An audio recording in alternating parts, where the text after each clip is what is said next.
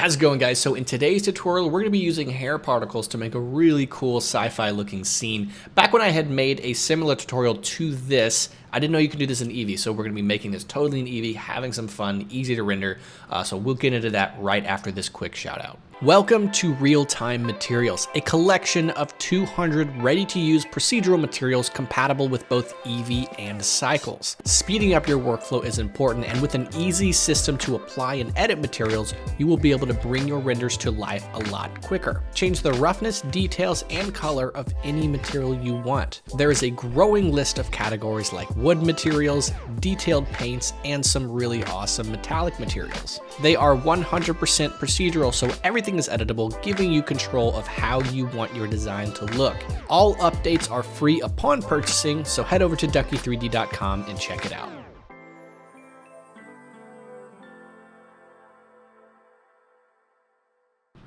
All right, so we are in Blender 3.0, and then here I'm gonna click on the camera icon. Make sure you're in Eevee, and then we're gonna turn on all of these settings. In your screen space reflections, turn off half res trace and turn up your trace precision. All right, so make sure your scene is totally clear.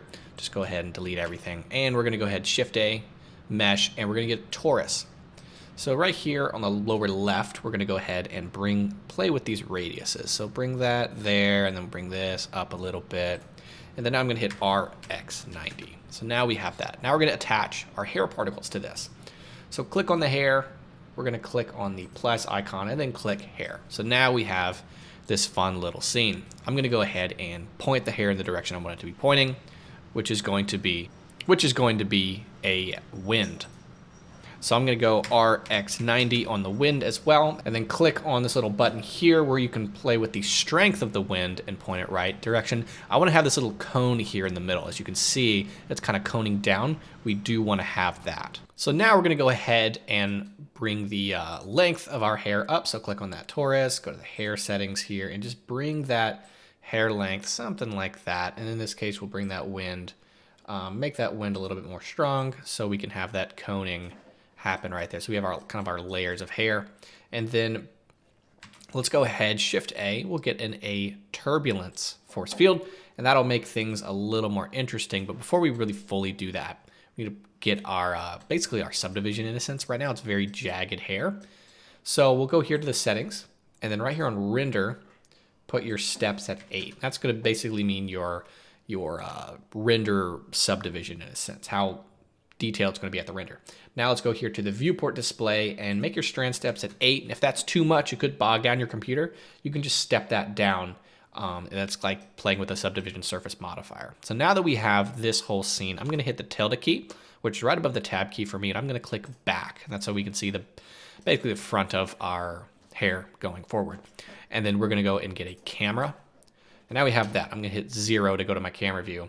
And then in the camera settings, I'm gonna click on the camera, and we're gonna get a really wide angle, something like this. So this looks really cool. Now what I'm gonna do is click on the torus here, and then here in my Eevee settings, we're gonna go here to hair and click on strip. And now we can actually start seeing some really cool things. This is the part of the tutorial I did not know how to do back in the day and why I thought it was only cycles. And then you can go back here to the hair settings and play with your hair shape. So play with the hair shape here. You can bring that tip also to 1. The diameter root and the diameter tip. So I'm gonna click both of them and maybe click 2. That's probably too much, but if we go here to the torus and then go right up here to the top, we'll give ourselves maybe 350 hairs. And that looks like a lot better. Okay, now let's go ahead and hit the material preview button, and this is what we're working with. Now what's really cool is if you go back to the hair shape, you can bring the tip to 0, and you get this little thinned out portion. So you can make the root a lot thicker, and then maybe you could bring the tip a little bit wider. There you go. It's really cool. So now if you bring your camera, I'm gonna hit G and middle click, you can actually see how that looks going through the scene. So it's really cool. So this is what we're dealing with. And what's really cool about the turbulence is if you hit R twice, you can actually animate the turbulence and animate that. I'm not going to animate it, but you could do that if you want. Rotate it at 360 degrees if you want it to loop. Now let's go ahead and shade and light this. So we're going to do my standard, very cool volumetric style that I love to do. So I'm going to go ahead and on the torus, we're going to go here to the shading workspace and click new. So I'm going to delete these windows to get more space. And then I'm going to go ahead, I'm going to make this metallic, a little less reflective, and then I'm going to get a color ramp. So we're going to go ahead and add some light to this. So I'm going to go to the color and click straight into the emission.